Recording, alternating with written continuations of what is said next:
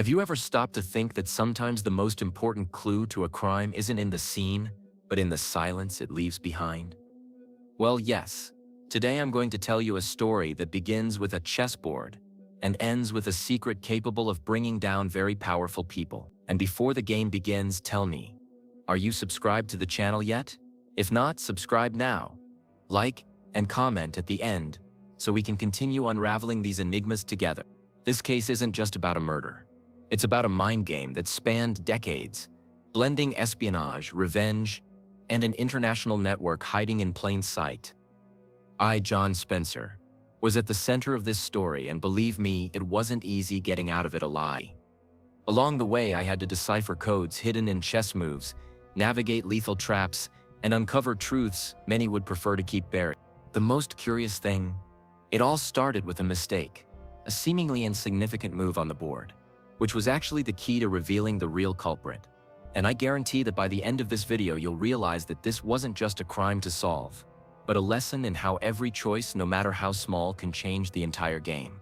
So, prepare your mind, because this is the story of how an unfinished game revealed not only the identity of the killer, but also the size of the board we're all playing on. Without even realizing it, the air in that room had a weight that couldn't be explained in simple words. The darkness seemed alive, as if watching my every move, while the scent of old wood and tobacco permeated my senses. The silence was so thick that even the sound of my own breathing felt invasive. In the center, a chessboard paused mid-match, pieces frozen like soldiers on the battlefield. And in that instant I realized, this wasn't just an interrupted game, it was a silent scream begging to be deciphered. I entered slowly, feeling the creaking of the boards beneath my feet, as if the house protested my presence. An antique armchair, its upholstery torn, rested in a corner, a silent witness to whatever had happened there. The dim light from a lamp cast elongated shadows across the board, and each piece seemed to carry a secret. I've seen many crime scenes in my career, but few greeted me with such dense energy. It seemed as if, at any moment, someone would complete the next move. My gaze swept over every detail of the room. Automatically, as it always does. Old paintings, books stacked haphazardly, a still warm cup on the side table, signs that life had been abruptly interrupted. The board, however, monopolized my attention, not only because of the unusual positioning of the pieces, but because of the nagging feeling that it was telling me something I couldn't yet understand. It was like hearing a familiar song but not remembering the lyrics. At that moment, I felt that old spark every investigator knows. The feeling of being about to step into a realm where logic and madness mingled. Something told me that what I was seeing wasn't a coincidence, but the beginning of a much larger game. And like every good game, this one had an adversary. Only this time, I still didn't know if I was facing a master or someone about to make their final mistake. He stood there, motionless, as if time itself had stopped to observe him. Arthur Belmont, the legendary chess master, lay before the board as if still awaiting his next move. His right hand held tightly to a piece, a white knight, and that told me more than any forensic report could. I've seen bodies in every conceivable position, but there was something disconcerting about this scene. He seemed interrupted in mid-thought. The expression on Belmont's face wasn't one of fear, but of surprise. His eyes, fixed on an indefinite point, reflected a last image I could never see. The body showed no obvious signs of a struggle, and this only deepened the mystery. A good investigator knows that the silence of evidence screams louder than obvious clues. And in this case, the silence was deafening. The position of the body, the piece in his hand, the slight shifting of the chair, every detail formed a puzzle. It was as if Belmont himself had tried to leave a final message, something to be read only by those who knew how to decipher it. This is the part of the job that separates the curious from the true investigators. Understanding that the dead still speak, just in a language few understand. And I was determined to understand every word. As I watched, an uneasy feeling grew within me. I've seen daring criminals, but never one who transformed a murder scene into such a calculated work of art. That body wasn't just evidence of a crime. It was part of a larger puzzle. And somehow I knew the board before him wasn't there by coincidence, but as the first piece in a much more dangerous game. At first, the board looked like just another interrupted game. But the more I observed, the more I realized something was wrong. The pieces weren't arranged naturally.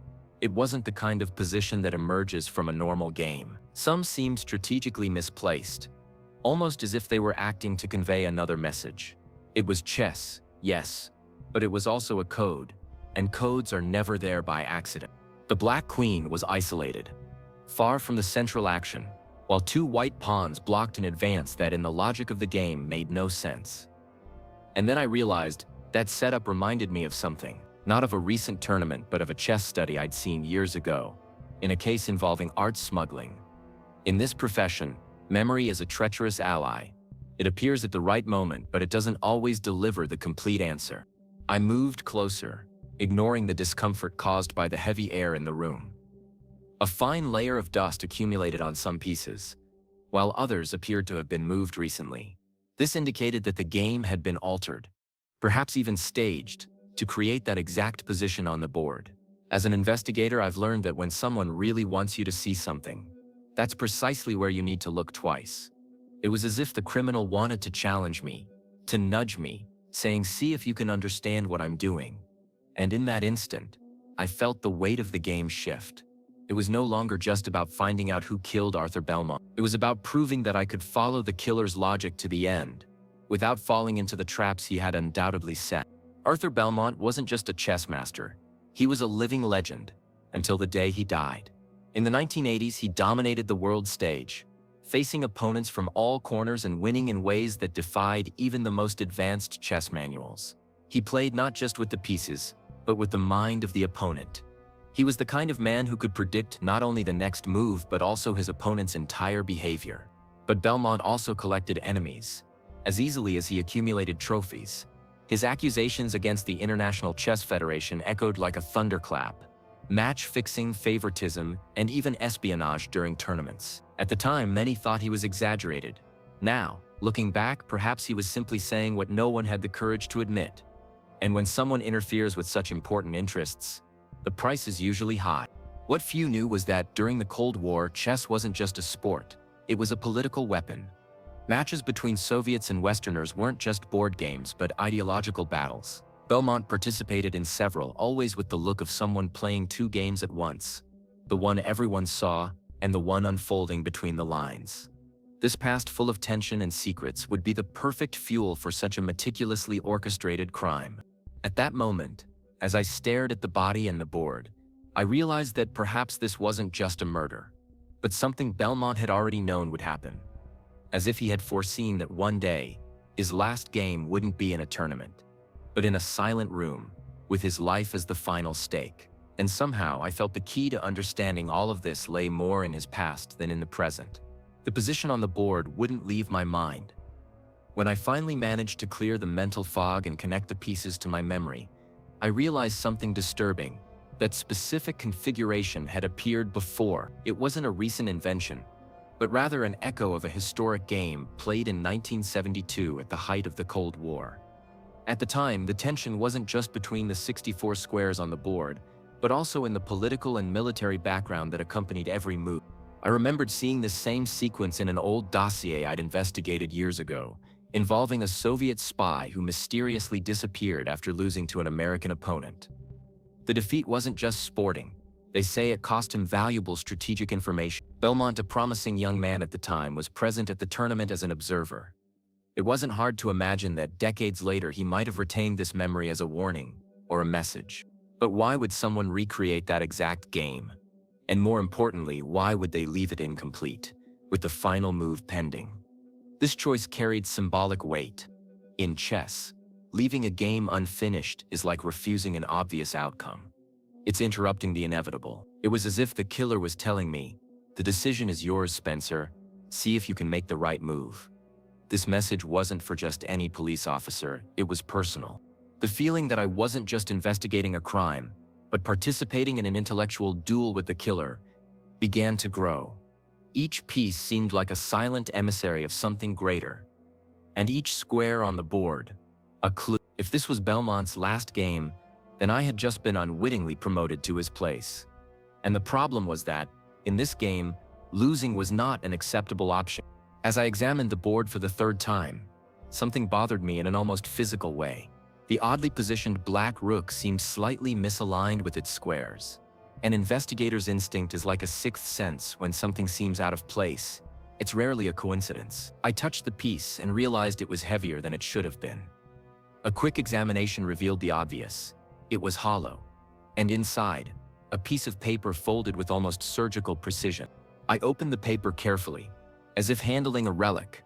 On it was a seemingly meaningless sequence, jumbled numbers and letters, arranged in blocks. Any ordinary person would see a cryptic scrawl and dismiss it as irrelevant. But to me, it was like hearing a forgotten language I'd already studied in another life. It was a code, and codes carry secrets.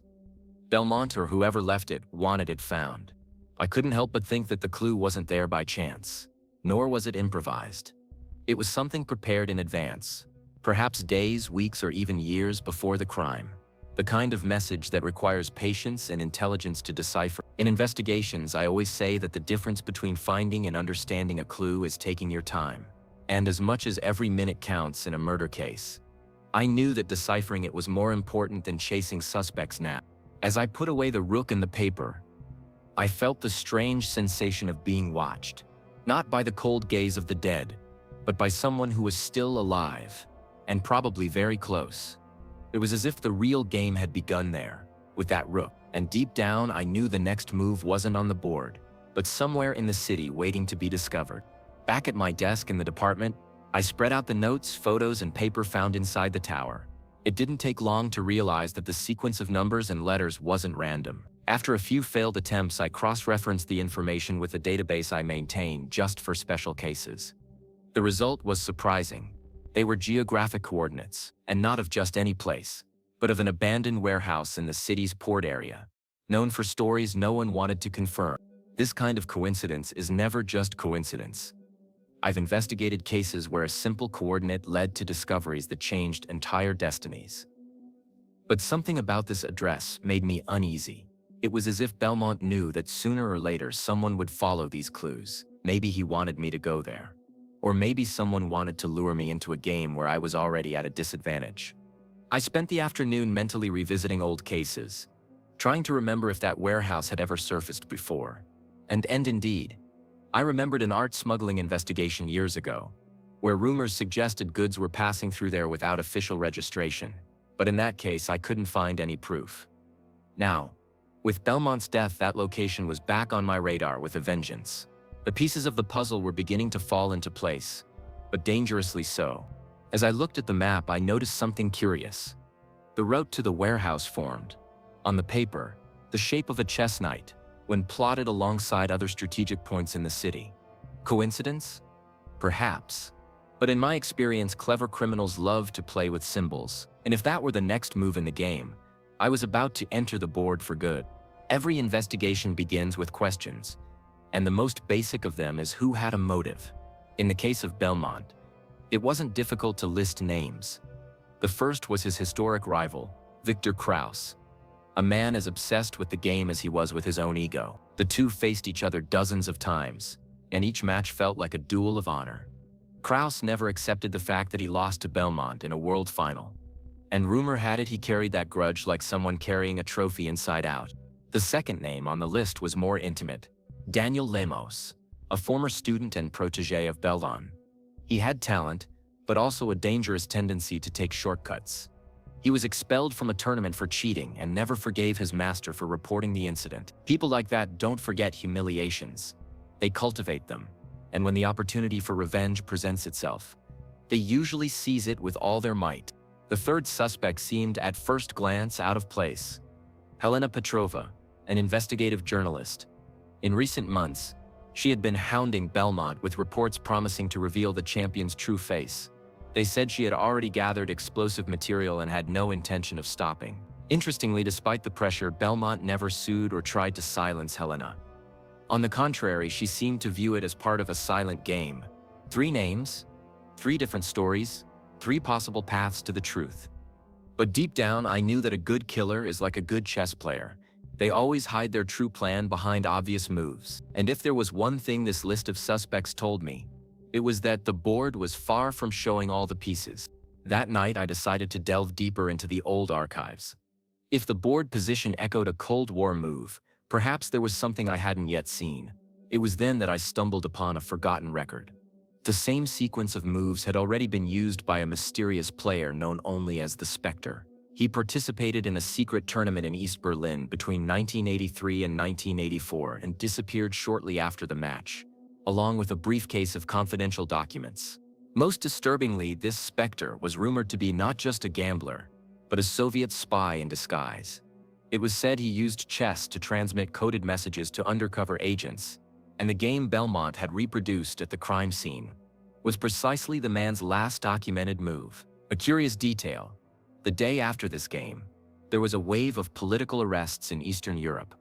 If Belmont knew this story, and everything indicated he did, then the crime scene took on a completely different meaning. It wasn't just about who killed him, but about what he wanted to reveal before he died. Perhaps he knew the same spy network was still active, just adapted to modern times. And somehow, this crime wasn't an end, it was the beginning of an old game. This led me to a disturbing question. What if the killer wasn't just challenging me, but also using the Enzixing as a means of completing a message Belmont had begun? If that were true, I wasn't just an investigator. I was unwittingly the next piece to be moved. I took the sequence of moves from the board and wrote them down, one by one. At first, it looked like just a regular game record, but when I replaced each move with a corresponding letter and number, a pattern began to emerge. It was an old trick used by collectors and, curiously, secret agents, transforming chess coordinates into hidden messages. When I finished the conversion, the result made my stomach churn. It spelled out a name, V. Petrova. The memory was immediate. The Petrova surname had crossed my mind before, but in less than pleasant contexts. Valentina Petrova, a former Russian intelligence agent, had been missing since 1991. Officially, she was dead. Unofficially, some swore she was still active behind the scenes, involved in clandestine operations and eliminating anyone who dared expose her secrets. And now, that name had surfaced at the Belmont crime scene. This completely changed the game. The message couldn't just be a message for me or any investigator.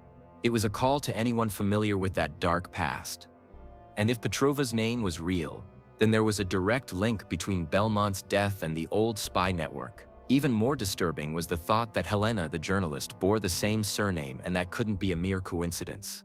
As I held that piece of paper, I felt as if Belmont had handed me a key, but to a door perhaps best kept locked. However, as every good player knows, to refuse a bid is to refuse the game, and I was already in too deep to back out now. The more I dug, the more I realized this case wasn't limited to a dimly lit room and a doorway in front of a board. The connection to Valentina Petrova led to a much larger, almost cinematic scenario. Old reports indicated she wasn't operating alone. She was part of an international network that linked former agents, corrupt politicians, and tycoons, masquerading as philanthropists. It was a global chess game, where the pieces weren't made of wood, but flesh and blood. By cross-referencing information with a contact of mine at Interpol, I discovered that similar movements to those on the Belmont board had been seen elsewhere. Small events in different capitals: Vienna, Istanbul, Buenos Aires. In each city, a mysterious disappearance or a hushed-up scandal, all with the same pattern, and curiously, with dates that coincided with international chess tournaments. It was impossible to ignore this symmetry.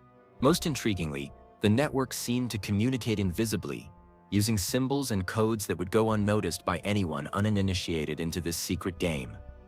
Belmont, with his track record and reputation, could have been either an unwitting participant or someone trying to expose the operation. Either way, it seemed he was in the middle of a chessboard that spanned borders, oceans, and governments. Belmont's final play was a wake-up call. Then someone on the other side had already responded. I wasn't just investigating an isolated crime. I was stepping into the middle of a game that had been underway for decades. Belmont's death wasn't confined to four walls. The connection to Valentina Petrova was the tip of an iceberg that spanned continents. Confidential files revealed that she wasn't a lone player, but part of an international network of influence and espionage. Former agents, corrupt politicians, and tycoons masquerading as philanthropists moved invisible pieces on a global chessboard. And in this game, the rules were never written to be fair. I cross-referenced information with an Interpol contact and discovered something disturbing.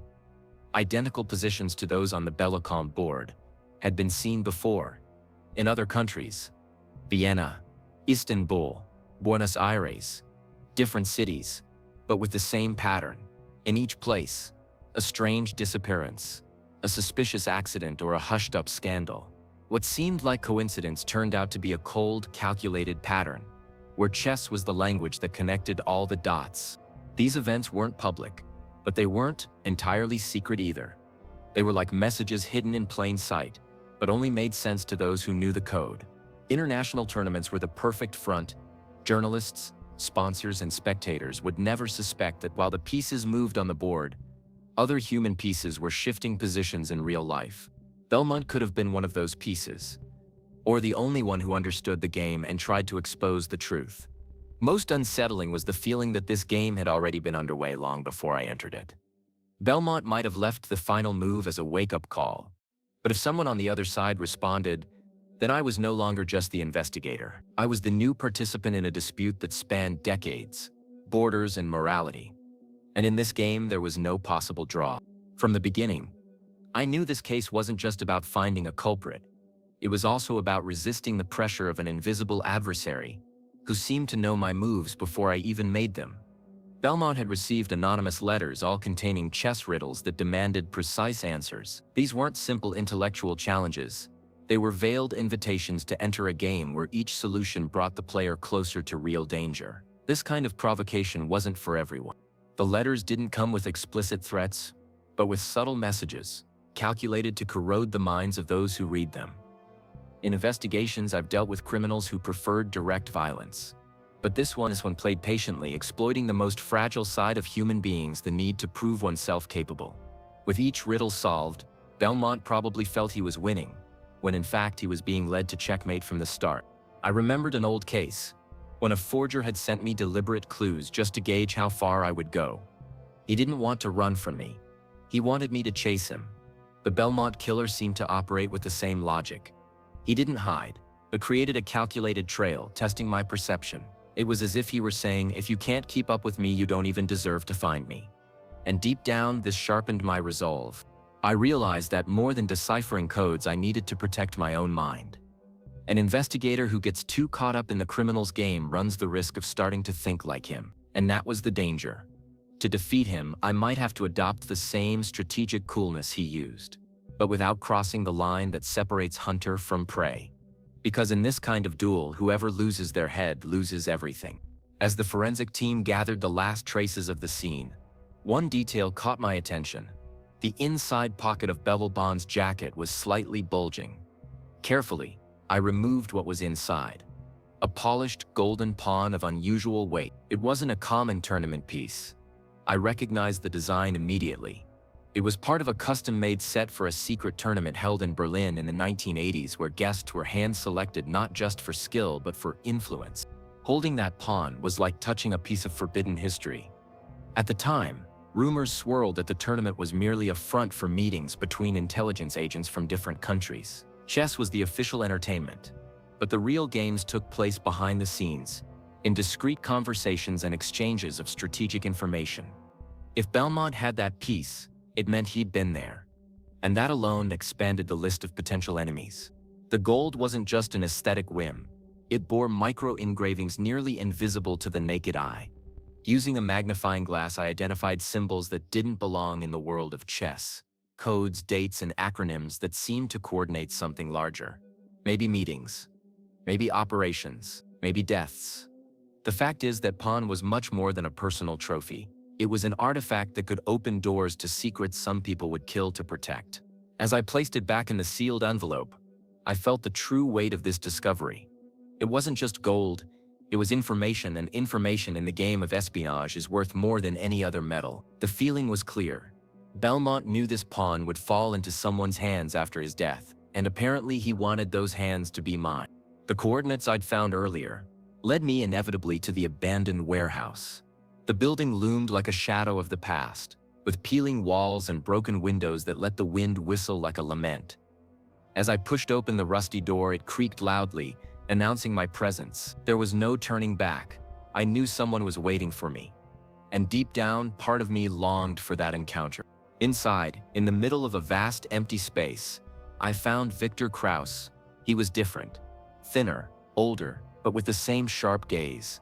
In front of him, a giant board was set up on the floor, with human-sized metal pieces. It was impossible not to feel the symbolic weight of that scene. Kraus didn't speak immediately. He simply gestured for me to come closer, as if we were about to begin a very private game. Beside the board, I noticed a locked briefcase, carefully guarded as if it were more valuable than gold.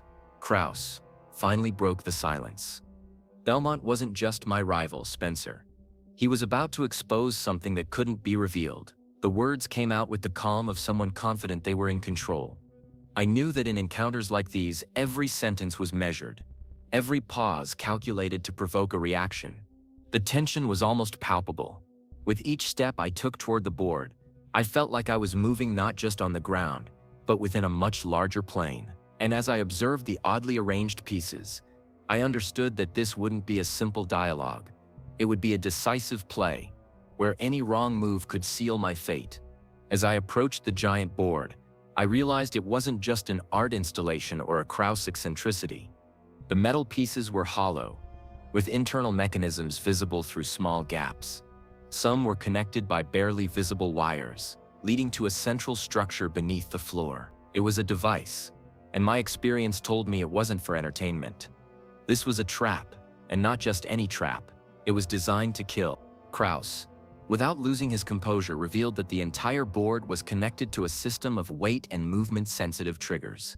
If a piece was moved incorrectly, the mechanism would release a hidden trigger or perhaps detonate something. He didn't say exactly what, and it didn't take much for me to realize he wasn't bluffing. The gleam in his eyes wasn't threatening, but challenging. He wanted to see if I could decipher the correct move. The most disturbing detail was that the position on the board wasn't random. It was the same one that lay for Belmont when he died. The last move was there, suspended in midair, begging to be completed. But now, completing it meant much more than solving an intellectual puzzle. It meant surviving. This duality of game and trap was the signature of someone who deeply understood both chess and the human mind. As I analyzed each piece, each possible move, I realized there was no room for hesitation. It was like being in a race against time, where the clock wasn't ticking seconds but heartbeats. And in that moment, I understood that any mistake I made would not only end the game, but also my story. Kraus took a deep breath, as if about to open an old wound. Belmont wasn't who you think, Spencer. He wasn't just playing against me. He was playing against Petrova. The name echoed through the warehouse like silent thunder. Kraus explained that Valentina Petrova had been Belmont's true adversary for decades, and that the chess game was merely the surface of a much darker contest. Behind the pieces lurked clandestine operations, secret agreements, and betrayals between governments. According to Kraus, the match Belmont reproduced before his death was not just a historical memory. It was a reconstruction of an interrupted match between him and Petrova in the 1980s. At the time, both were involved in the same event, but with opposing agendas. The match was never completed because that night an exchange of information occurred that changed destinies and cost lives. Belmont kept that moment as a puzzle that could only be solved when the cycle was about to close. Kraus seemed almost relieved to share the truth. He said Belmont had discovered Petrova was still alive and that her network not only existed but operated with greater power than before. The champion intended to expose the entire structure, but first he needed to ensure the evidence fell into the right hands. So he set the scene, left the clues, and chose the chessboard as the path to the truth. And perhaps as a test for me, this revelation changed everything. I wasn't just chasing a killer, but in the middle of a silent war that had spanned decades. And worse, I now understood that Petrova might have been watching me all along. Kraus looked me in the eye and said, "If you want to survive, Spencer, you're going to have to finish the match and win it." Belmont's ghost was there, waiting for my next move. It was then that I realized something that changed the entire meaning of the scene. The last recorded move wasn't the one Belmont would have made. The move was wrong, and it wasn't just any mistake. It was a beginner's mistake, unbecoming of a champion's mind. For someone of his level, this inaccuracy could only mean one thing. The mistake not only gave away the game, but also broke the entire logic of the sequence he'd been following. It was as if at the final moment, his hand wouldn't obey his will. This made me imagine a grim scenario. Belmont at gunpoint, with someone forcing him to move the wrong piece. No matter the motive, the message was clear. The killer wanted to leave a signature, something that said, "I was in control until the end." As I analyzed, I remembered a technique used in psychological interrogations, where the target is induced to make a deliberate mistake to seal their defeat. In chess, this forced error not only seals the player's fate but is also a silent insult. Belmont, with all his pride and precision, would have preferred to die than to make such a mistake. And in a way, that's exactly what happened. Most disturbing was the possibility that this error was also a code.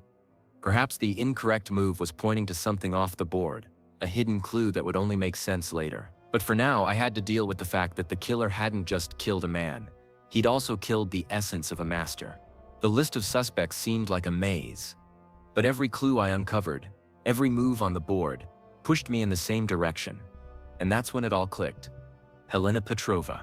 She wasn't just an investigative journalist with a nose for dangerous stories, she was Valentina Petrova's daughter. This explained not only her obsessive interest in Belmont, but also her access to information and places no ordinary reporter could ever access. It was a family game, played by two generations. Delving deeper, I discovered that Helena had grown up in the cold and calculating environment of espionage networks. Chess, for her, was not a hobby, but an inheritance. From an early age, she learned that every move can be a message. Every displaced piece can change an opponent's fate. Her relationship with Belmont was, in fact, a personal mission. To avenge her mother's past defeat and silence the man who threatened to expose everything. The letters Belmont had received in the previous months, filled with riddles, had come from her. Helena didn't just want to kill him. She wanted him to bend to her game, to surrender intellectually before dying. Belmont's fatal mistake at the board wasn't just the result of physical coercion. It was also the final blow to the pride of a man who lived to win. Helena turned the crime into a performance, a spectacle calculated to humiliate and eliminate her victim. Knowing this added a new weight to the investigation. I was no longer dealing with a common criminal, but with someone trained to manipulate, anticipate moves, and above all, disappear without a trace. The game was far from over, but at least now I knew who I was really playing against, and the match promised to be far more dangerous than I'd imagined. The chase took me back to the warehouse, but I didn't find Helena. Instead, I came across something even more surprising, a hidden panel in the wall, camouflaged under a layer of peeling paint. Inside, an old, heavy safe, protected by a combination lock. The curious thing was that the code was there, in plain sight, disguised in the coordinates that had been appearing since the beginning of the case. Belmont had planned this for me, or for whoever was worthy enough to get there. When I managed to open the safe, the trapped air inside escaped with a metallic, aged smell. Inside were documents carefully wrapped in plastic, rare photographs, lists of names, and records of financial transfers. This wasn't just evidence against Helena or Petrova, but against an entire network of spies, politicians, and businessmen who had been operating in the shadows for decades. It had the potential to topple governments and expose international scandals. As I leafed through the archives, I noticed something even more intriguing. Some of the photos showed secret meetings at famous chess tournaments. Familiar faces, in disguise, exchanging envelopes, and discreet handshakes. It was the final confirmation that chess wasn't just a backdrop to this story. It was the language, the master code that united everyone involved. And Belmont, ultimately, was the piece that decided to sacrifice itself so the truth could come out. But the biggest surprise came in the last envelope. Inside was a handwritten note in Belmont's unmistakable handwriting. "Spencer, this is my last move. Checkmate is yours." Those words struck me like a silent blow. I knew that from that moment on, my life would never be the same again. And somehow I sensed that Helena knew it too, and that she still had one last move to make. The night was cold when I left the warehouse. The wind carried that heavy silence, as if the entire city knew something had changed. I walked through the deserted streets with the weight of the documents in my briefcase, feeling like I was carrying not only evidence, but the fate of many people. Each step echoed like a reminder. In the chess game of life, sometimes the weakest piece can topple a king. And I had just discovered that being the player also means being the target. As I walked back to my office, The city lights seemed more distant, almost unreal. I knew the international network wouldn't stand still. Petrova, Helena, and everyone else would react. Belmont's death had been just the first act of a much larger drama. I could hand over the evidence and end my role, or keep playing, risking elimination before seeing the final checkmate. Ultimately, there wasn't really a choice. Investigators like me don't know how to give up halfway through a game. Maybe it's stubbornness, maybe it's addiction, or simply an inability to accept that the enemy can win by abandonment. Belmont had staked everything on me getting this far. Ignoring that would be like intentionally moving the wrong piece, and I'd already seen the cost of that move. I closed the folder, leaned back in my chair, and looked at the old board I keep on the table. The pieces were in their starting position, awaiting their first move. I smiled and muttered to myself, in chess as in life, every move counts, and the next one is mine. What I didn't realize at that moment was a shadow watching me through the window. Now that you know every detail of this case, tell me, what would your move have been if you were in my shoes? Would you risk the last move knowing that a mistake could cost you your life? Or would you rather abandon the game and let your enemy escape? This isn't just a question about chess, it's about the decisions we make every day and the impact they have on our future. The truth is, in the game of life, we often don't realize we're being tested. Belmont realized this too late. And you? Are you paying attention to the boards around you? Or are you letting other people decide your moves without you realizing it? This reflection could be a turning point for anyone who wants to take control of their own story. If this investigation made you think differently, then it was worth sharing with you. But I want to hear your opinion. What was the most decisive moment in this story? What details surprised you the most? Comment below, because your insight can help us decipher even more mysteries like this. And of course, if you want to keep learning, subscribe to the channel, turn on notifications, and like, because here, each video is a new game, and I guarantee the next moves will be even more surprising.